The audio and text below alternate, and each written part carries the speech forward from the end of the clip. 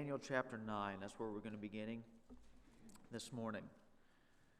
Daniel chapter 9 really starts, I guess you could call it the intense visions of the future. That's what I've entitled this last slideshow that we'll cover this week and next week. Visions of the future. Daniel chapter 9, verse 1. In the first year of Darius, the son of Ahasuerus, by descent a Mede, who was made king over the realm of the Chaldeans, in the first year of his reign, I, Daniel, perceived in the books the number of years that, according to the word of the Lord to Jeremiah the prophet, must pass before the end of the desolations of Jerusalem, namely 70 years. So Daniel is in the first year of Darius, which, by the way, was a very busy year. We'll get to that in just a little bit. But he's reading through his scriptures, and he's looking through the prophets, and he gets to Jeremiah, and he starts reading, and he sees some passages like this.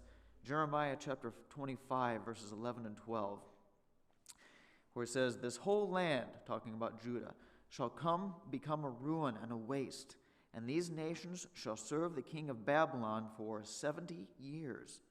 Then after 70 years are completed, I will punish the king of Babylon and that nation, and the land of the Chaldeans for their iniquity, declares the Lord, making the land an everlasting waste." And he turns a few more pages, and he sees this passage in Jeremiah 29. "For thus says the Lord, when 70 years are completed for Babylon, I will visit you, and I will fulfill to you my promise and bring you back to this place." And Daniel starts thinking. He says, wait a minute. I've been here about, what? About 70 years now. And he says, this passage here, it talks about how Babylon will take over Jerusalem and destroy it, which he could remember they did. And it says then, back in chapter 25, about how God will come and punish Babylon for their iniquity. And sure enough, Daniel had just lived through that. Remember what we said? It's the first year of Darius. So Babylon had just been overthrown earlier that year. It was still fresh in his mind. He says, I think we'd be ready for the next step here. What did God promise would happen next? Chapter 29. When 70 years are completed for Babylon, I will visit you, and I will fulfill to you my promise and bring you back to this place. This place, again, talking about Jerusalem. He says, God promised through Jeremiah that after 70 years, it's time for us to go back. That God would punish Babylon, which we've just seen. Now the next step is for us to go back. And so Daniel starts praying here to God. And he starts praying in earnest. Let me read to you. We're not going to read the whole thing. Again, the time crunch, I already told you about that. But read verses 3 through 7. Then, he said, I turned my face to the Lord God, seeking him by prayer and pleas for mercy with fasting and sackcloth and ashes. I prayed to the Lord my God and made confession, saying, O Lord, the great and awesome God who keeps covenant and steadfast love with those who love him and keep his commandments. We have sinned and done wrong and acted wickedly and rebelled, turning aside from your commandments and rules. We have not listened to your servants, the prophets, who spoke in your name to our kings, our princes, and to our fathers, and to all the people of the land. To you, O Lord, belongs righteousness, but to us open shame, as it is this day, to the men of Judah, to the inhabitants of Jerusalem, and to all Israel, those who are near and those who are far away, in all the lands to which you've driven them, because of the treachery that they have committed against you. He starts confessing and admitting Israel's sin. He says, I know we have been wicked. We've turned away from you. That's why you had to exile us. You've spread us out into all the different places. It's our fault. You deserve the glory. We deserve all the blame. We have sinned. We've done wrong. This is why we are where we are. Again, skip down to verse 16. O Lord, according to all your righteous acts, and this is after the previous passage we skipped, where he continues to confess and say how he's begging for God's mercy and how he praises God, confesses their sin. O Lord, verse 16, according to all your righteous acts, let your anger and your wrath turn away from your city, Jerusalem, your holy hill, because of our sins and for the iniquities of our fathers. Jerusalem and your people have become a byword among those who are around us. Now, therefore, O our God, listen to the prayer of your servant and to his pleas for mercy. And for your own sake, O Lord, make your face to shine upon your sanctuary, which is desolate. O my God, incline your ear and hear. Open your eyes and see our desolations and the city that is called by your name. For we do not present our pleas before you because of our righteousness, but because of your great mercy. O Lord, hear. O Lord, forgive. O Lord, pay attention and act. Delay not for your own sake, O my God, because your city and your people are called by your name. And he sits down, and as I envisioned it, he sits down maybe, I don't know, say in the upper room of his house, and he opens his windows towards Jerusalem, and he gets down. And I wonder how many times he prayed through this prayer after reading Jeremiah. Maybe once. It doesn't say here. I would guess maybe every day, maybe multiple times a day. Maybe even say 3 times a day, morning, noon, and evening, perhaps, possibly.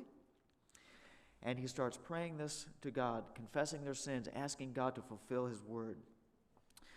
So, while reading Jeremiah and doing the math of his own time in exile, Daniel prays to God, confessing Israel's sin, and then asking God to show his mercy and his honor by his word by returning his people to Jerusalem. And I kind of subtly hinted to it just a second ago, and this is kind of speculation, but again, putting some pieces together here, I wonder how things played out in that first year of Darius. It was a very busy year, right? Belshazzar's overthrown, the Medes and the Persians come in, they set things up. We see Daniel chapter 9 here taking place where he reads through Jeremiah, and he's, not that he doesn't pray before, but he's extra motivated to pray now because he sees this all coming to pass, and he knows that God's next step is to return them to Israel, and that time has come, it's due, 70 years are up. And he starts praying in earnest, and as I said, maybe he goes to his upper room and opens his window and gets down by the window facing Jerusalem, and he starts praying towards Jerusalem. And we see this prayer taking place. And about that time, the other power-hungry politicians in the area says, we got a new administration now. It's time for us to make a move. Let's see if we can get rid of that Daniel guy. And so they say, what do we know that he does fervently? Well, they've just seen him with this new fervent prayer here that he starts praying towards Jerusalem as he's praying through Jeremiah.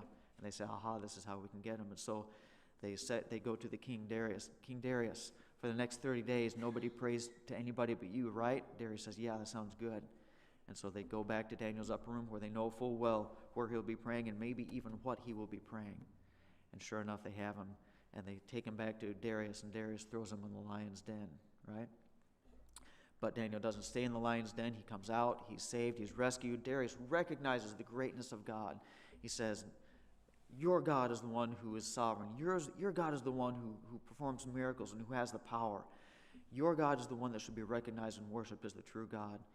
And consequently, he makes a proclamation to the empire. Remember what the proclamation is. The God of the Jews is the one to be recognized. And as a result of that, maybe he puts together this proclamation that says, in fact, why don't you guys, in recognition of your God's power, why don't you go back and build him a temple back in Jerusalem?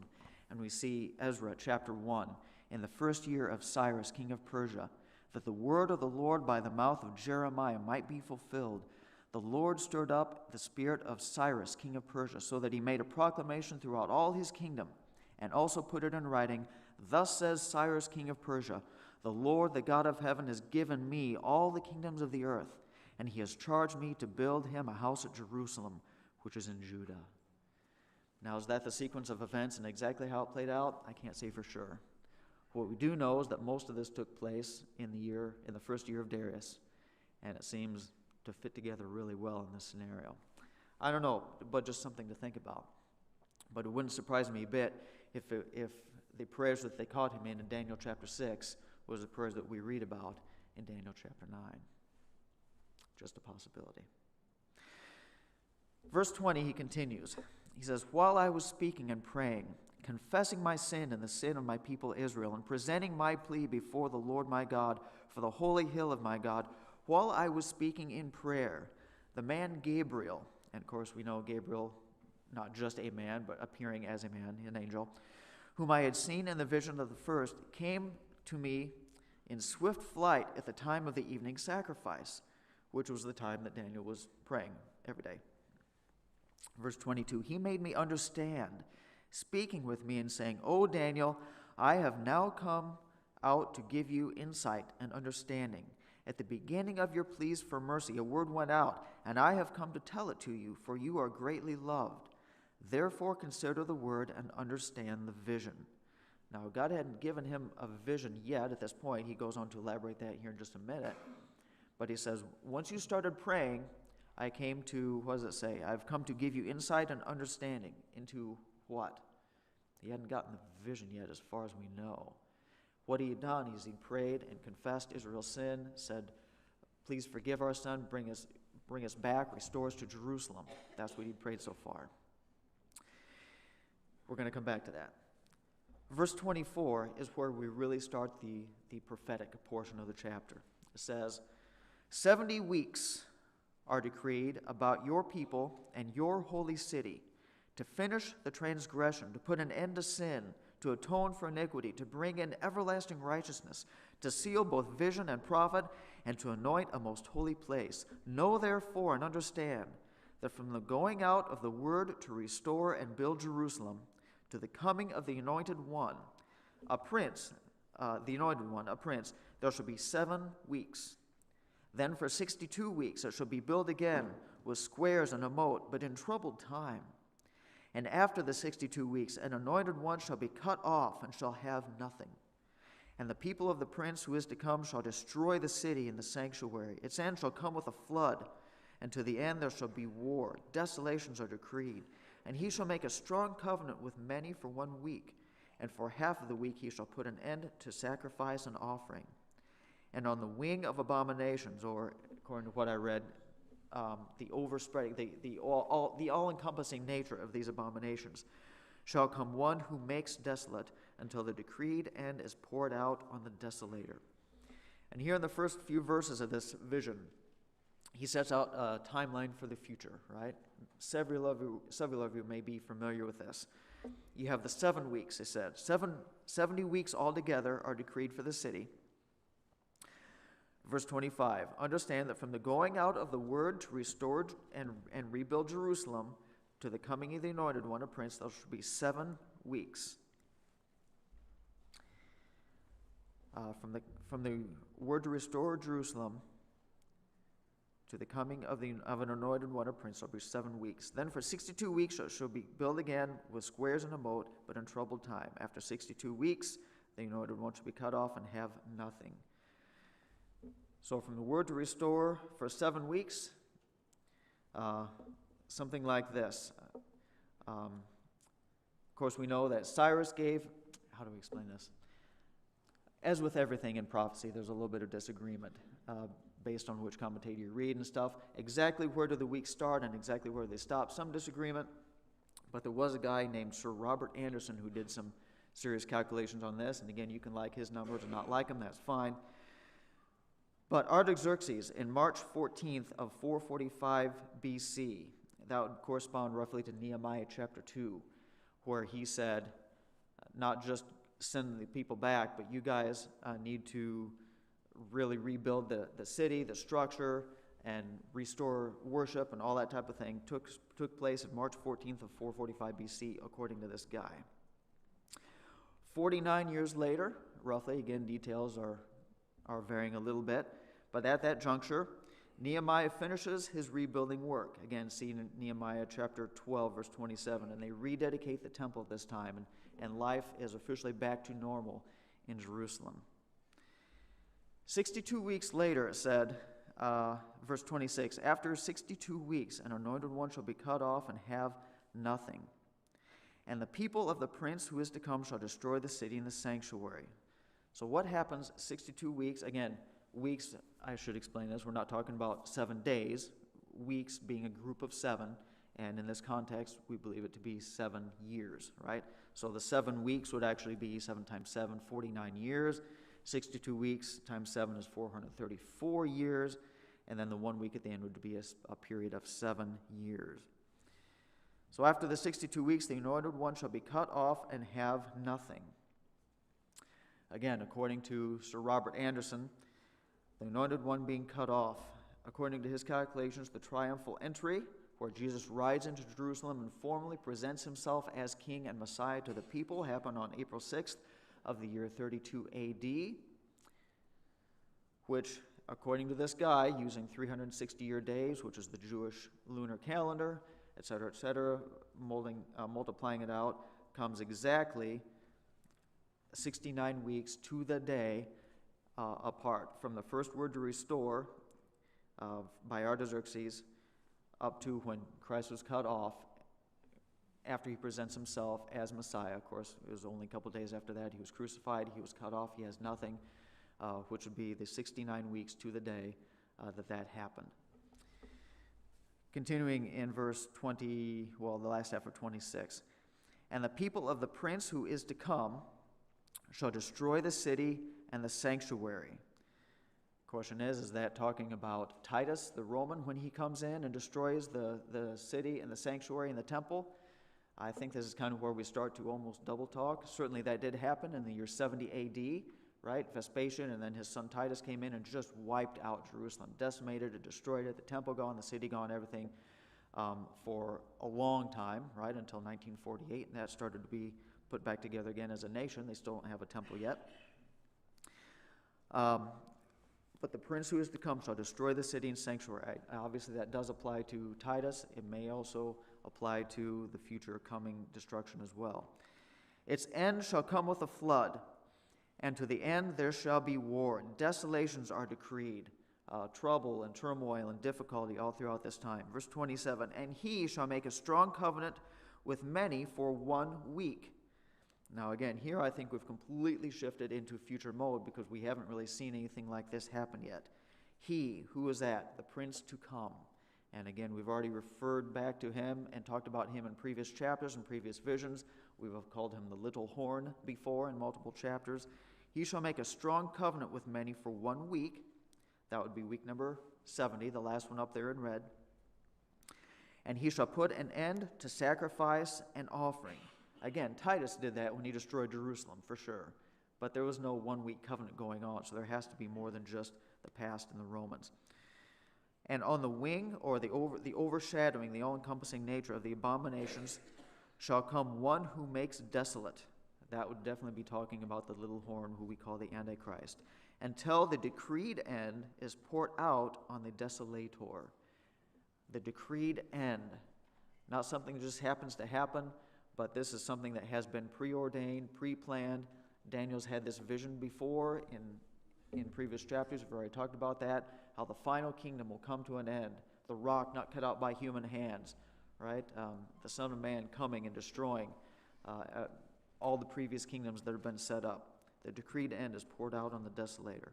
And so what we have in this passage here is kind of an overview timeline of the time of the Jews. Now you notice that between weeks 69 and 70, it's really not described in any kind of detail whatsoever, but there's a little bit of a gap going on between those two time frames. And that is the time which we live in, right? That is here and now. How long is that gap lasting? I don't know. My personal guess is it's not a whole lot longer because there's too much going on. But it could be. I could be wrong. I don't know. But we live in that gap right now. So the time of the Jews is really what he's addressing here. The Jews had their time, their temple, their nation. They rebuilt for a while. They had it rebuilt, but it was in times of trouble and distress. And of course, we know a lot of that trouble and distress is what we call the intertestamental period. We talked about Antiochus Epiphanes last week as just one of the examples of the distress and trouble going on. They had opposition in rebuilding. They had opposition in existing. Wars went on back and forth over Jerusalem every time they lost because they were right in the middle. The guy comes in. He desolates the sanctuary, messes up the temple, not like physically destroys it, but he makes it unworshipable. He desecrates it so bad. All kinds of difficulty and trouble. And sure enough, 69 weeks later, the Messiah shows up, Jesus Christ, and he performs his ministries, and finally at the end of his ministry, he rides into Jerusalem, presents himself, here I am the king. Do you accept me or not? Here's my formal representation to you. I present myself to you. And the Jews, as a representative majority, said what? They said, no, we do not want you. And so they crucified him on the cross, and the anointed one that came was cut off and had nothing at that point. I mean, someday he will come back and have everything. But at that point, cut off, had nothing. He had no descendants, no followers, no real, nothing. No possessions of any kind. course, we know he came back from the dead, and at that point, of course, kind of the time of the Jews was put on pause for a while.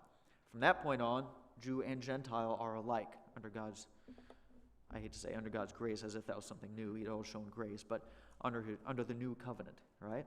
Jew and Gentile are alike, so the time of the Jews being treated specially in that certain way is kind of over for a while as the New Testament times unfold. Of course, we know that at some point, God will have the Jewish people rebuild their temple, sacrifices will resume, and the 70th week will pick up. But beyond all the pictures, how does that fit into the chapter of a whole? I mean, really, if you look at it, the first 23 verses of this chapter, there's nothing prophetic about it. Verses 20 to 23, Gabriel comes and says, "Here, let me answer what you have prayed about," which is not really prophetic, and then he gives the 70 weeks passage that we just discussed. Verses 3 through 19, if I could summarize and paraphrase this, says, this is Daniel praying. He says, "For our 70 years are up. Please forgive our sin and restore us to Jerusalem," says Daniel. And then Gabriel comes, and in verses 24 to 27, he kind of addresses or responds to what Daniel had prayed about before, right? But what does God say in the last passage here in response to Daniel's prayer? How do the two fit together, or do they not? Obviously, I think they do. Excuse me, or I wouldn't be asking the question. Verses 24 to 27, he says, "Yes, your 70 years are up, but more than that is needed for true reconciliation and forgiveness of sins. 70 weeks of years are actually necessary to truly," quote, "finish transgression, put an end to sin, atone for iniquity, bring everlasting righteousness, and anoint a most holy place." That's taken out of verse 24. So in other words, Daniel prays. His prayer addresses the immediate sin problem, right? We have sinned. We are a corrupt nation. We've turned away from you. You've punished us by exile. You've sent us to Babylon. But you promised after 70 years to bring us back and restore us. So forgive us our sin. Bring us back to your holy city so that your name will be glorified once again. And that's a good prayer. There's nothing wrong with that, obviously. But in response, God gives an even bigger answer, doesn't he? What does he say in response? God's response addresses the ultimate problem. Daniel says, "Forgive us our past sins so we can go home." And God says, yes, 70 years took care of that.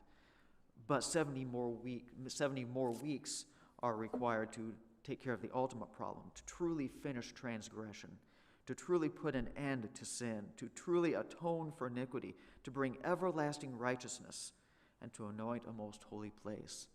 He says there's an even bigger picture here, Daniel, even beyond the immediate past sin that you've paid for, if I can kind of quote that one, that you've done your penance for it in exile. That time is done, but to truly take care of sin once and for all, the ultimate solution to the sin is not going to take 70 years, but it's going to take 70 weeks. But after that 70 weeks, the ultimate answer will come. The true Messiah will be ruling and reigning. Sin will be ultimately taken care of forever. Righteousness will be established.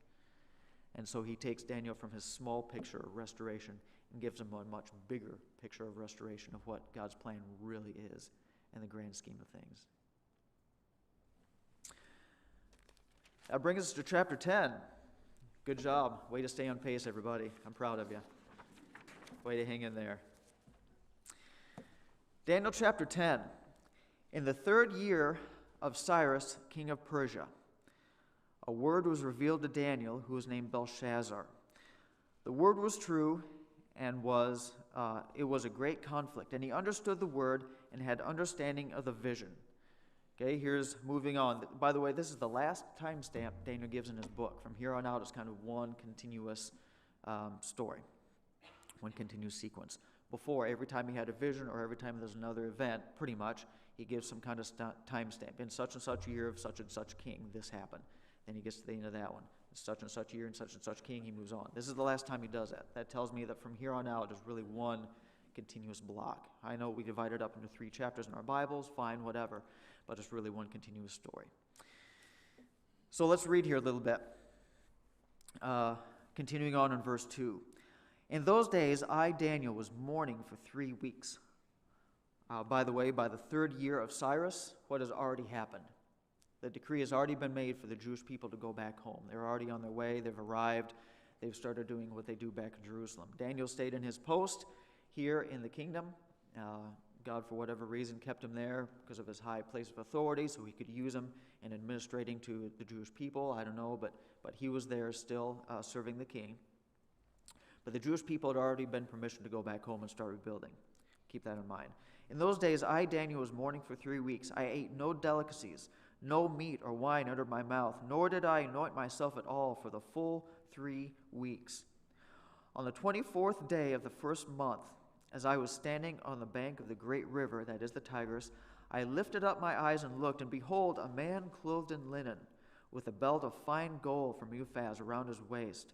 His body was like beryl, his face like the appearance of lightning, his eyes like flaming torches, his arms and legs like the gleam of burnished bronze, and the sound of his words like the sound of a multitude. And I, Daniel, alone saw the vision.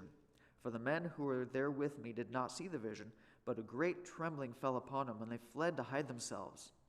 So I was alone and saw this great vision, and no strength was left in me. My radiant appearance was fearfully changed. My normal, natural glow had changed. And I retained no strength. Verse 9, then I heard the sound of his words. And as I heard the sound of his words, I fell on my face in a deep sleep, with my face to the ground. Daniel chapter 10 is kind of it's almost a weird, I don't like the word parenthetical, but it's a weird pause in the prophetic vision, right? We ended with prophetic vision in the end of chapter 9, and we pick it up in verse 11, but verse 10 has none of that. And immediately I start to, in my mind, I almost default to, well, let's get back to the good stuff. We kind of broke, we left off with prophecy. Let's get back to prophecy. What's chapter 10 doing there?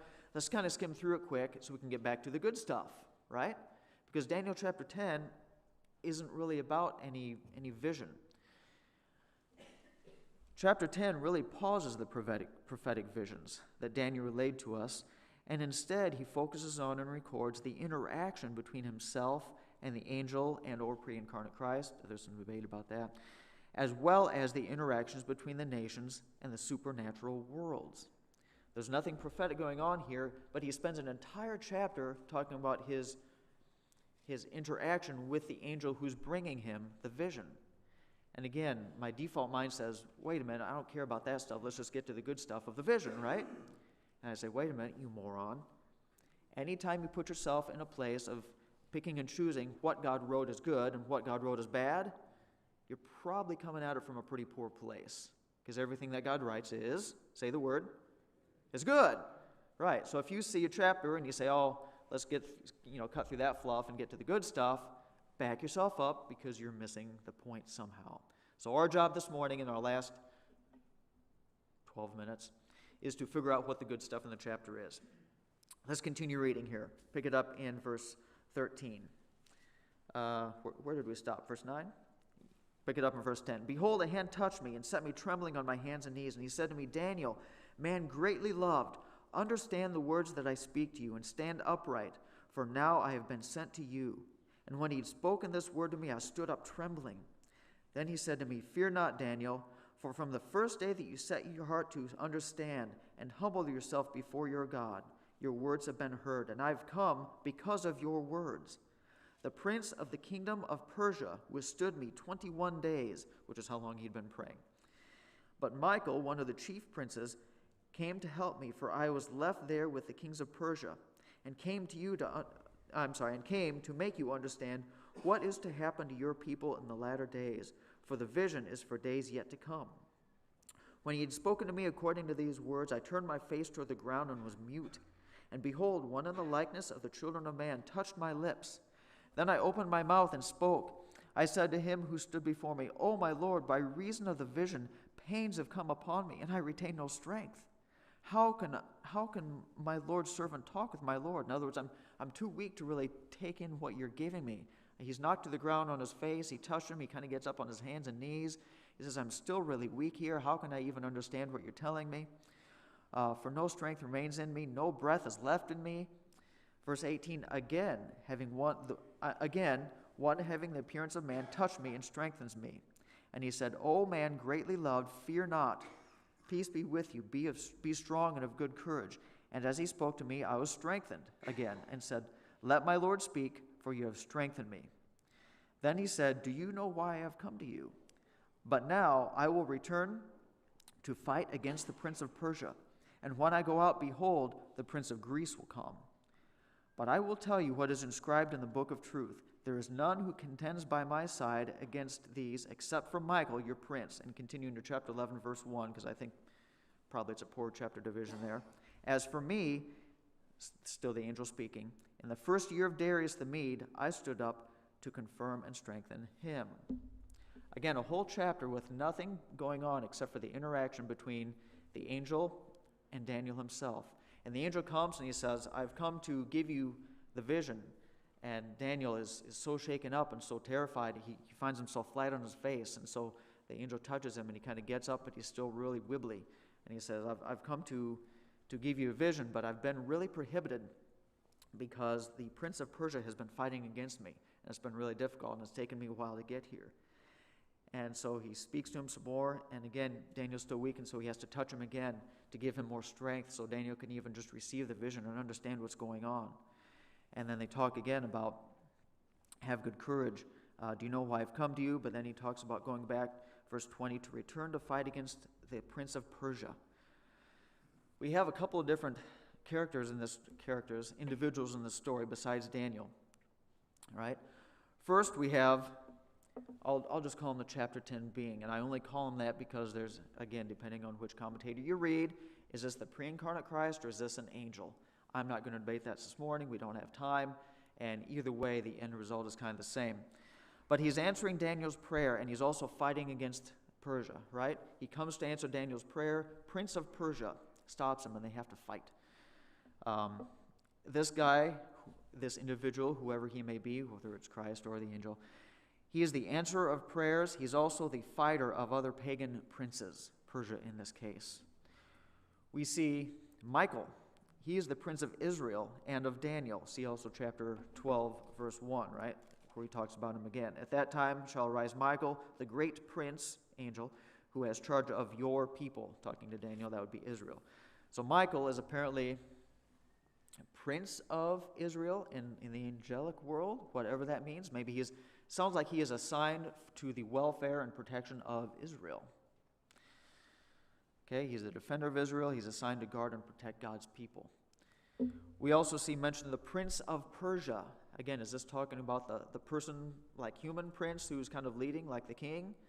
I don't think so, because angels and people usually don't do hand-to-hand combat like that, and if they did, the person would be done in about like half a second. And so it sounds like maybe this is, again, another possibly evil being, demonic something, who is called the Prince of Persia, possibly maybe even assigned to influence and manipulate Persia into a way that fights against God's people and causes them harm. Finally, we also have mentioned what's called the Prince of Greece. Again, maybe another demonic being that would be assigned to Greece in the future when they come to power, to manipulate and influence them in a way that would be contrary to God's plan. What does all this mean? How are we supposed to use this? How are we supposed to put this together? Why is it even here? What does this have to do with anything? You have these angels fighting, you have angels coming, you have Daniel being very weak, and he can't really understand what's going on. He's on the ground, and he's shaken, and he's pale, and he's unconscious half the time. And this angel or Christ has to touch him and strengthen him just to bring him around and understand what's going on. So what is this chapter about? And I read through this, and I'm trying to think, what does this have to do with anything? In the last couple minutes, and again, you're right, Randy, I wish we had a little bit more time to look into this. But 3 questions I want to answer quickly before we go. And you can think about this more on your own. Number 1, as I read through this chapter, I think he's giving insight not just about the future, but how things work in general. So, what really drives and influences the wars, the conflicts, and powers of this world? In other words, if I could rephrase the question, how much influence does the supernatural world have on the physical world? In this chapter, we appear, if my understanding is right, if the commentator's understanding is right, it appears that beyond just the earthly battles that are going on, Greece attacks this guy and Persia attacks this guy and they fight and kingdom takes over kingdom and all that kind of thing. We've seen throughout Scripture where it says God raises up powers and he puts down powers. So we know there's a supernatural element to it as well. So how exactly does the natural and the supernatural interact? How much connection is there? What drives what really? In this passage, it sounds like there's quite a bit of influence of the supernatural on the natural. So let's keep it in Daniel's time for just a second. How much influence does that have? It sounds like quite a bit. And it sounds like there's a lot more battle going on than what we can physically see here on earth as we read the newspapers and watch the internet of what's going on. And we look around at the battles going on today and the struggles for power, and it makes me wonder, how much supernatural influence is there going on, especially when you read about things concerning Israel and attacks on Israel, or the UN always makes decisions against Israel. Why? Why? What have they really done that's so bad? Maybe the decisions aren't just natural, mental, human thought. Maybe there's more influence going on there than we can see and realize. So question number one, how much does supernatural influence the natural? According to this chapter, I think he kind of gives us almost a behind-the-scenes peek there, where God's forces are fighting Satan's forces for control/influence over human affairs. But question number two, why does Daniel spend so much time describing his overwhelmed response during his encounter with the messenger? If I'm Daniel, I probably leave out the part where I pass out and fall on the ground. That's just me. But why would I humiliate myself, right? If I get sick and throw up at school, I'm probably going to leave that part out of my memoirs when I think back on my childhood, right? Do you guys know one time when we used to have youth group just before the evening service, and I was in junior high, and I got sick and threw up right in the middle of class once? Yeah? Ew, embarrassing. But that's probably not, except for here, a story I'm going to tell a whole lot because it's embarrassing. But Danny, he spends a whole chapter talking about how he's confronted by these angels, and he's just passed out on the ground, and he's shaking, he can hardly get up, and he can't understand, he's halfway delirious. Why put that in? Again, just the order and magnitude and the power of these creatures that are fighting. I think he's trying to give us a sense of the awe and respect that we need to have for God and his plan and his beings and his messengers. Again, just underscoring and emphasizing how puny we are in relation to God and his plan and his messengers. But question number three in our last 2 minutes, how does chapter 10 relate to the rest of the book of Daniel? Who is really calling the shots here? And I think this is really the grand underscoring point of chapter 10. We've been talking the whole book about how God displays his power, right? All the miracles, the lion's den and the flaming furnace and all that kind of thing, where God displays his power to the kingdom. And I said this is the last time he does that as he moves on, but we need to keep in mind God's power. I gave you last week the illustration of the track guy, right? When I was in school, and he's running around, and we all think he's doing great because he's keeping up with the other guy, and he's caught up to him. But what we thought was great initially, and he turned to his competitor, and he said, what? Oh, yeah, you remember, good. He said, bye-bye. And he just took off. And what we thought was impressive before, we realized was actually nothing. He was holding back. We thought it was great, but he was holding back. And then he takes off and sprints and just smokes the guy. He just leaves him in the dust. I think that's what God's doing here in chapter 10. Again, we spent the first part of the book being impressed with the lion's den and the fire furnace. Now we get to chapter 10, and God opens the curtain a little bit, and we see the full magnitude of what's going on here. We've heard about him putting up kings and taking them down, but there's massive wars going on. God has his people against Satan's people, and they're influencing the nations, and God is calling the shots, and there's a whole other realm and aspect to human history that we don't even see physically or often understand or think about. And for this one chapter, God pulls it back just a little bit so we can have an idea and see what's going on. And when we see the battles and the orchestration and the strategies and the influencing going on behind the scenes of human history in the supernatural world, I think we get a much bigger picture of the majesty and the grandness of God. And like I said before, when we were impressed by the lion's den and the fire furnace, now that doesn't seem like such a big deal because we see the same God who is orchestrating not only the earthly affairs of man, but entire heavenly realms and battles and beings and influences that just determine the outcomes of the entirety of history. We read earlier in Ezra chapter 1, where we said this happens in the first year of Darius. Just to close the lesson this morning, I want to go back and read it, keeping in mind what we just learned in chapter 10. See if it makes any difference, because I know it did to me when I reread it. In the first year of Cyrus, king of Persia, that the word of the Lord by the mouth of Jeremiah might be fulfilled, the Lord stirred up the spirit of Cyrus, king of Persia, so that he made a proclamation throughout all his kingdom and put it in writing, Thus says Cyrus, king of Persia, the Lord, the God of heaven, has given me all the kingdoms of the earth. He has charged me to build a house in Jerusalem, which is in Judah. God has done this. He has put this in my heart. He has directed me to do this. He has given me all the kingdoms. Now, at the end of, back here in verse 10, and I don't see the verse right now, and we got to go, but it says, after I give you this vision, I need to return and go back so I can continue my fight against the prince of what? Of Persia. He says there's a battle, there's an influence in favor of Persia against God's people, and we are fighting back against those influencers to promote God's plan and protect God's people. Persia versus God's people. Who do you think won the battle? Who won the right to influence Persia and to sculpt and to modify God's plan the way he wanted? Who won? God's people? How do you know? Because we see who won in Ezra chapter 1, verses 1 and 2. Because Cyrus decreed, let God's people go back and rebuild the temple in Jerusalem. Who did this? God put it in my heart to do this. How did God put it in your heart? Who won the battle to influence the king of Persia? Well, God's people did. Probably because God's angels won that battle. They pushed back the king of Persia and they won the right to influence. And sure enough, God's plan is promoted. Fascinating to me how that all plays out. I wish we could go more. It's 9:42. Pastor's getting mad at me right now, and we got to close. Let's pray. Dear God, we thank you this morning for what we see in Daniel, how everything fits together so well, how you really are in control, and the miracles we think are great from our perspective are really child's play to you, because you orchestrate everything. You put up kings and take down kings in the natural world, but you also orchestrate and control all the supernatural realms and worlds and battles and beings.